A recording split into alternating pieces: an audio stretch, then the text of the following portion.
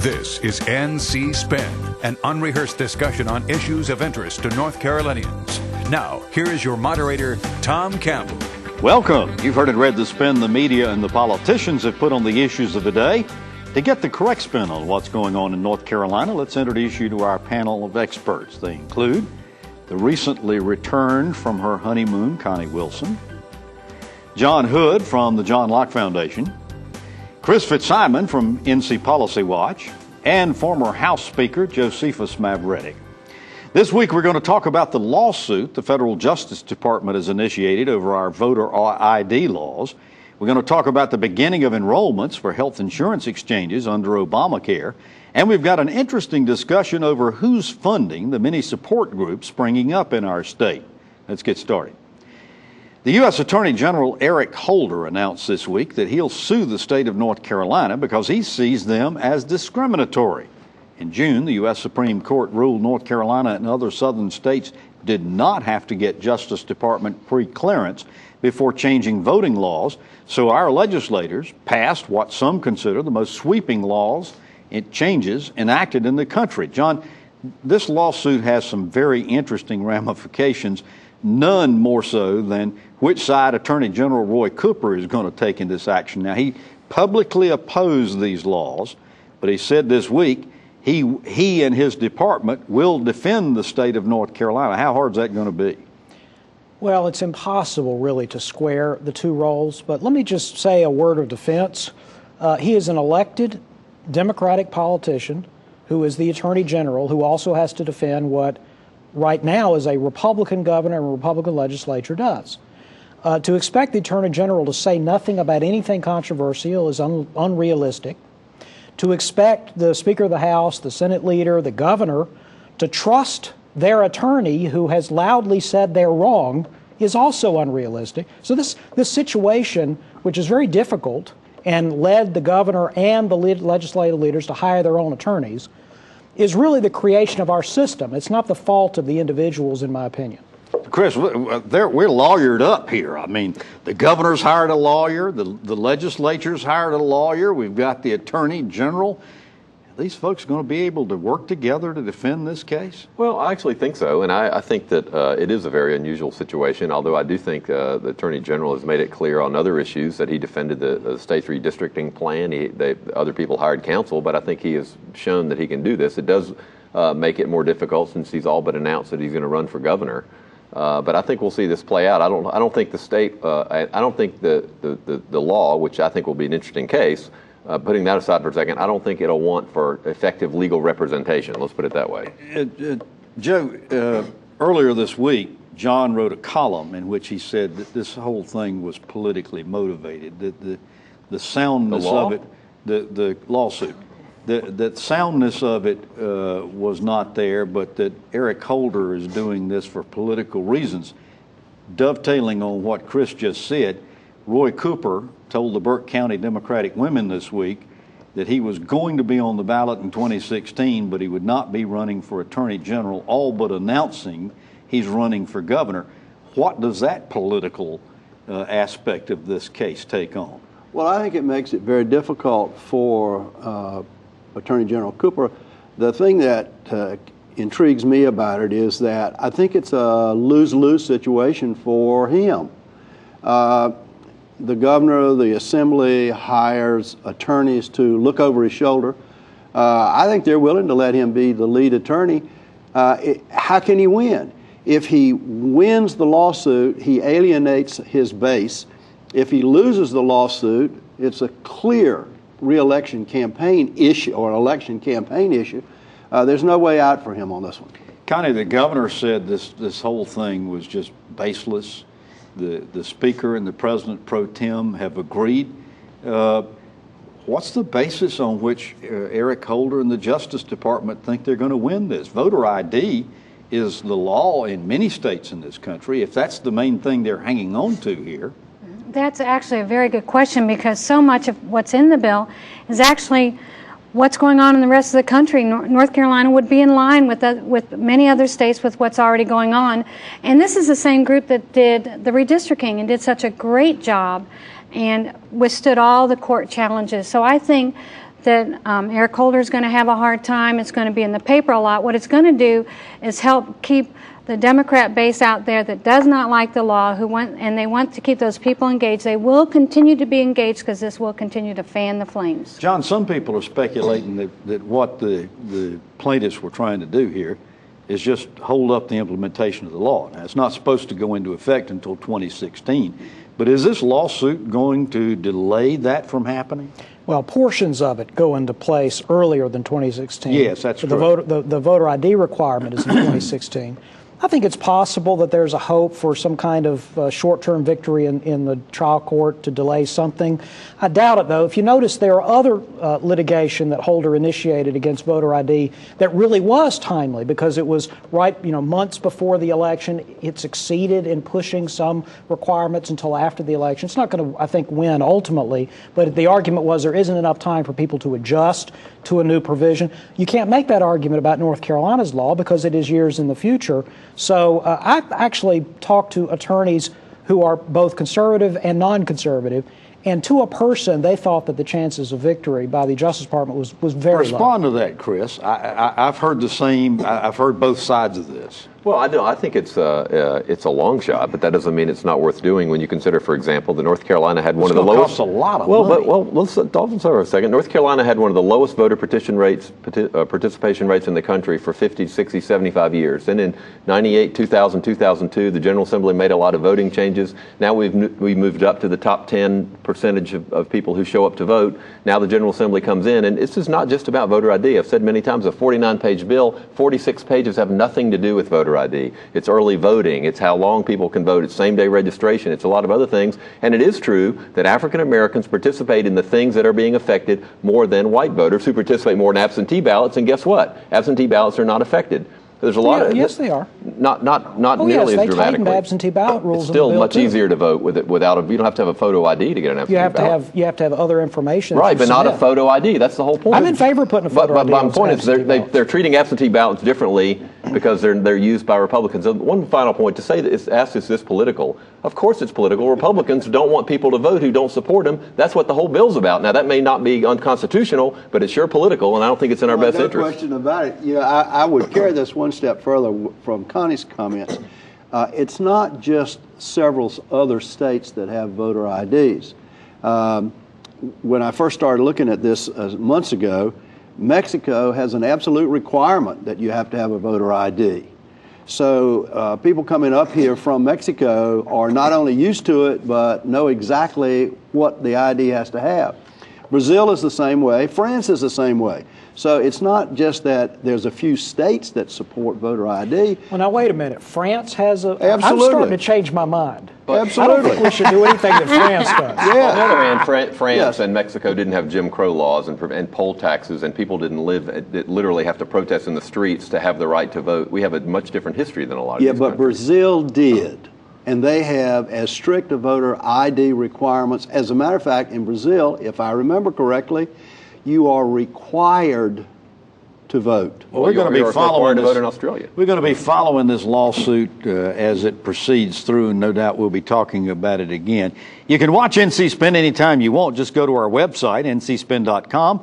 Click on the button on the right-hand side of the page that says YouTube. We post each week's show on Friday, so you can view us anytime you like. And while at ncspin.com, be sure to sign up for our free weekly email newsletter, Spin Cycle. And at NC Spin on Facebook, you can see what others are saying and join in yourself.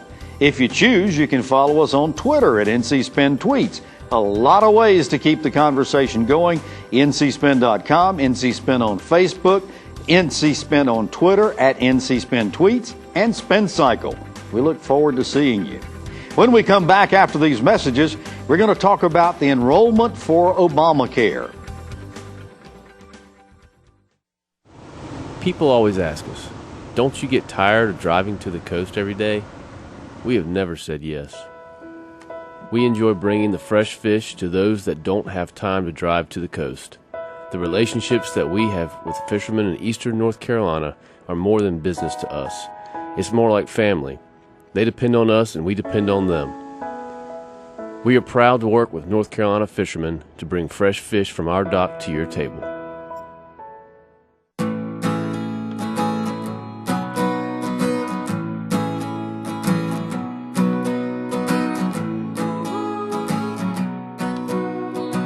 best part about being a member of a Touchstone Energy cooperative is that it's your Touchstone Energy cooperative.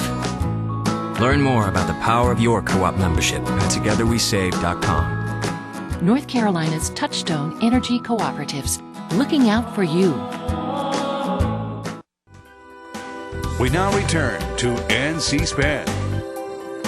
Tuesday was the first day some 1.5 million eligible North Carolinians could register for the health insurance exchanges that are contained with Obamacare. But a Manhattan Institute analysis says North Carolina will have fewer choices and pay more than the national average of $328. North Carolina's average rate will be $369 a month before subsidies. And one essential element to making these exchanges work was the enrollment of young people who generally require fewer health services. The study shows the rates are going to be triple the national average for young women and quadruple for young men. Chris, there are a lot who are saying North Carolinians don't know or understand enough about these exchanges, and yet on the early days when they first started opened up, our telephone lines and websites were just deluged by people. What does that say to you? Well, I think it says that a lot of people are interested. I think people are confused. There are ads being run all over the country that says that you're not going to be able to choose your doctor anymore because of Obamacare, which is absolutely not true. That's up to your insurance company, not the health care plan. There's so much to say about this, but here's one thing that I think people should recognize. For the first time in our country's history, somebody who has survived breast cancer or had a tumor or had a stroke, who's been denied insurance or had to pay thousands of dollars a month, can go online, can sign up for health care, cannot be denied for any reason. That health care will take effect January 1st. There's a lot of problems with the Affordable Care Act, but it's a historic day when people can no longer be denied health care insurance. And you said something in your introduction about North Carolina's prices. Two things quickly about that. We don't have a state exchange. The legislature chose not to do that. States that have state exchanges have been more competitive and have other bidders. Secondly, you said before subsidies, 867,000 roughly people will be eligible for some level of subsidy. So when people hear it's going to cost $368,000 a month, for that million or so people, the vast majority of them will not pay that much. That's before Connie, the subsidies. let me ask you about this. The national average is for states to have 8 providers offering coverage. As Chris says, North Carolina really only has 1 statewide, and that's Blue Cross Blue Shield. Why weren't more companies willing to participate in our exchange? You know, in North Carolina, Blue Cross Blue Shield has a very high percentage of the marketplace. They're a virtual monopoly here. They're probably maybe 80%. More than 80%. I think it's 80% of the individual small business market. So that makes it harder, and then thus it comes down to the Department of Insurance to say, okay, who can we work with, other insurance companies, and what kind of concessions can we make? Can they have a smaller portion of the state to work with? But it has increased the costs in North Carolina.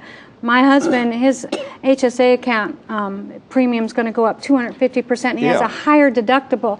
So where Obamacare was supposed to make health care affordable, there may be some people, there's going to be a lot of people getting subsidies, but there's a huge percentage that aren't, and they're going to be paying a lot more. I want to follow up on that point. John, there has been a tremendous amount. You go to the Facebook pages and websites and so forth, tremendous amount of outrage because under these new federal exchange mandates, people have to have services which in many instances they opted not to take under their old plan. And so their plans are being considered non-compliant and either being canceled or the rates are going up. You said 200%. I've heard some say that it's gone up as high as 400%. Well, remember that some of the rate increases that people are getting notices about are not within the exchanges. They're outside the exchanges. I got that. And that's because Blue Cross primarily is worried that the exchanges are going to only attract sick people. And they're not, in other words, the math isn't going to work within the exchanges. And so they're already trying to build up reserves to protect themselves against losses in the coming years. It is very complicated. There's a lot of moving parts. But the short answer is that clearly costs are higher, way higher than they were before. Most of those costs, for a large percentage of the participants, will be borne by them. Some will be borne by taxpayers. Okay, that doesn't mean the cost went down. It just means the cost has been shifted. We've talked about that on this show before. My understanding is that under a federal mandate health insurance exchange like we have. If an insurance provider is going to raise rates, they have to get federal permission in order to be able to do it. And that's why, is that why a lot of these insurance companies are jacking their rates up now? It depends upon the state. There are some states where In insurers North have been more Carolina, aggressive than why? others.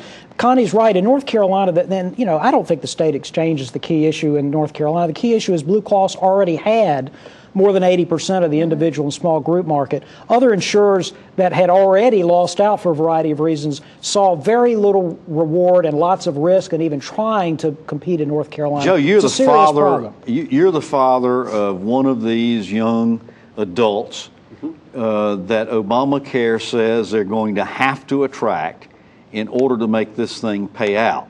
Now, we're hearing a lot of these young adults saying, hey, I think I'd just soon pay the fine as to have to pay for insurance coverage that I don't want and probably won't use. Yeah, I think that's true. One of the things that you have to be concerned about, anything that comes top down from the feds, one size fits all 50 states, is that there are a whole lot of really smart people out there in America, and they're going to figure out ways to either reduce the cost or eliminate the cost. We're seeing stuff in the business pages that says, well, this company is going to go to 29 and a half hours a week, so we only have temps. This company is going to give up its medical program as a benefit for our employees and let you get in the marketplace and do what you can do. I think the takeaway here is that whenever you have a federal program of this magnitude, the moving parts that Chris talks about are not only multitudinous, but they are very complex, and nobody has an idea. Well, Chris, the argument over Obamacare has gotten to the point where, as everybody knows, it is essentially shut down the government. First of all, how long is that shutdown going to work? First of all, Obamacare has not shut down the government. Well, okay. A small group of Republicans in the U.S. House have decided they would rather shut down the government to blackmail people into repealing a law that was passed, and a president that passed it was reelected handily. This is unprecedented in the United States. So let's be clear about that. Obamacare did not shut down the government. A group of Republicans, which, by the way, Richard Burr said was the stupidest idea he'd ever heard of. So it's not just Democrats that think it's a dumb idea. So it's clearly a very controversial issue. But Obamacare did not shut down the government. That's ludicrous. I actually think that the Republicans erred in their strategy in Washington. I agree with you about that. But I would observe that in the previous segment, we talked about a policy that was enacted by duly elected legislators in multiple states and governors.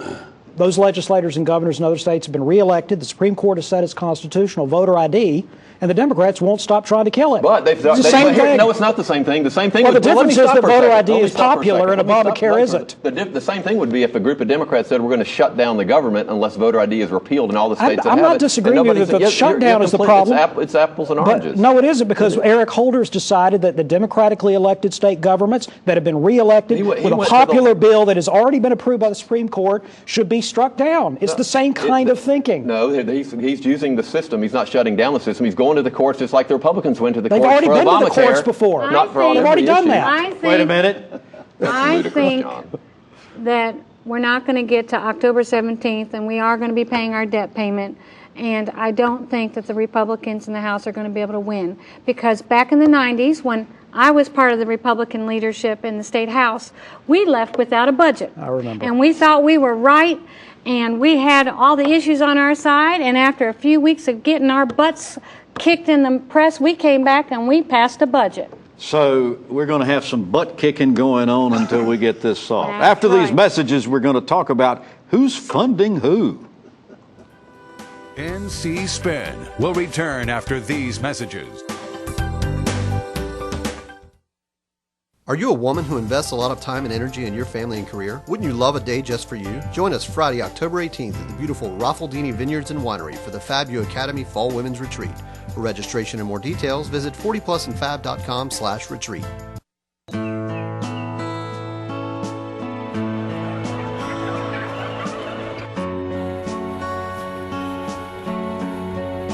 It's true.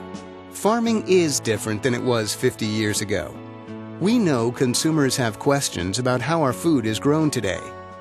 North Carolina livestock farmers want you to know that they're using the most responsible and caring farming practices to feed our state. ncanimalag.com. The North Carolina Medical Society is committed to a healthier North Carolina. We feel as an organization representing over 14,000 physicians that we have a responsibility and an obligation to help our citizens become more healthy. And by doing this, we want to help educate them about ways in which they need to keep themselves healthy through good nutrition, exercise, and maintaining a healthy lifestyle. These ingredients will help not only individual citizens become and maintain a healthier outlook on their lives, but also help contribute to having a healthier state. We now return to NC Spin. Have a bunch of grammarians on the set. They said it's not who's funding who, it's who's funding whom. Well, the North Carolina Republican Party has asked Secretary of State Elaine Marshall to investigate a Democratic-leaning advocacy group, Progress NC. Chairman Claude Pope said that even though it's a not-for-profit group, any donations are not tax deductible, as some might be led to believe. We want to discuss the particulars of this request, but a larger question a growing number of people are asking is who's funding the many advocacy groups springing up in North Carolina? Joe, why is it important that we know who's funding these groups, and why don't we know who is? Well, first of all, I think that people ought to be able to contribute money to political campaigns and political issues. And I think it's great that people put their money where their mouth is. But I do think we ought to know whose mouth it is. I don't think that Art Pope is alone. You know, John's taken a lot of heat on this show about Art's contributions, but the North Carolina Justice Center hasn't taken a lot of heat on this show. There's a group that's funded by many agencies and individuals that has an agenda for tar and feathering the current administration. Where's that money coming from? Well, Governor McCrory. Wait a minute now. John, Joe, our agenda, the Justice Center's agenda, is not to tar and feather anybody. It's to put ideas forth that the people in power may now agree with. That's not true at all. As I read the memo that you all got and your participants in the game. I didn't get any memo, Joe. I didn't get any memo. Okay. You're buying into this some no, I'm not. conspiracy theory. Well, okay. There's a memo on the grassy knoll that I get every day. I thought this was my turn. I don't know why. No, you're talking about the blueprint. Yeah, but you're saying you're attacking my organization. You expect me to sit here and take that? You know, the response just then affirms my feelings. Well, now the next thing is that if you're going to know who funds under the table or behind laws and whatever, there ought to be a way to require them to come forward, not to be cowards, but to come forward just like political people like me had to identify all the people that contributed to my campaign. I don't think that's untoward at all. When I look at events like the moral majority, I see very well done, custom-made signs being held up by young people. Who paid for those signs? We have moral majority in Asheville, North Carolina. Moral Monday. You don't do that for free. You have to have funding to do that. I think that the people ought to know who provides the money. Let's give everybody else around the table. We've got about a minute and a half left in segment. Connie? There's a lot of court cases out there at the federal level, at the state level, that says what has to be reported, what doesn't have to be reported. If it's an independent group that's going to say vote for or vote against somebody, you get all that kind of reporting. It shows exactly Actually, you don't with these 501c4s. They can't electioneer the same way. She's talking about groups that can expressly advocate the election or defeat. That's right. They do have to report. What you're talking about there, Connie, is the election. But I'm talking about the other things that lead up to an election or that go on between elections. Right. We ought to know who's funding those operations. John? I think you have every right to ask. I do not think the government should compel it, and this issue came up originally in the 1960s. It actually was litigated. NAACP was concerned that if they were forced to turn over their fundraising list, those people would then be subject to intimidation. That stuff is still going on today, and that's why groups that are not engaged in elections should be able to keep their donors private. Chris, we got 20 seconds. Yours. Well, I do think that, we haven't talked about the Renew North Carolina Foundation that's running ads on behalf of Governor McCrory. And what makes this difference is you have a candidate he's not officially a candidate, a sitting governor who's working with the group, raising money from the group. And I think those are the governor could step forward and identify who the people are. I think the point that's being made is we should know who's behind it. That's right. All I want to know is the names. All right. After these messages, we're going to ask this group to tell us something we don't know. NC Spin is brought to you in part by the North Carolina Farm Bureau. The Farm Bureau and Agriculture. We keep North Carolina growing. You trust your family physician to care for you and your family. We treasure that trust and are committed to providing the best care possible for all North Carolinians. It's time for Medicaid reform, but not without input from North Carolina's family physicians. Medicaid reform will impact health care for all of us. Tell state leaders you want your physician involved. We need Medicaid reform that's good for North Carolina. To sign our petition of support, visit rnchealthcare.com. North Carolina is a great place to live, work, and raise a family, but we consistently rank in the bottom third for state health. Poor health choices and inactivity cost our state $54 billion a year, dollars that could be saved through healthier living. We can do better, North Carolina.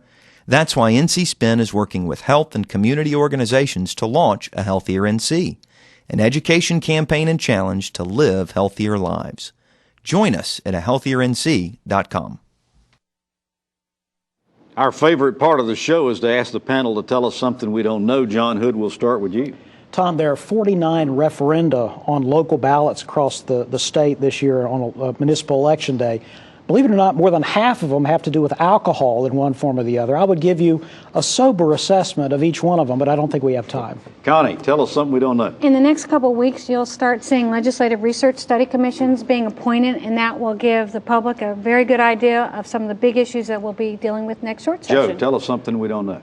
Governor McCrory and Paul Mobley have just increased the number of Piedmont and Carolinian trains, and North Carolina is a national leader in this area. Chris, one issue to look for is that major media organizations in North Carolina are very dismayed. They're being charged large sums of money for public records requests that don't actually take that much time. There's going to be some resolution of that in the next couple of weeks, or you might see a lawsuit filed. Well, you've heard our spin on the issues of the day. To stay informed all during the week, give your feedback and read our weekly column. Visit our website, ncspin.com, or NC Spin on Facebook. We hope you'll join us next week when NC Spin is going to be talking about the reforms taking place in our state. Until then, stay informed and watch out for the spin.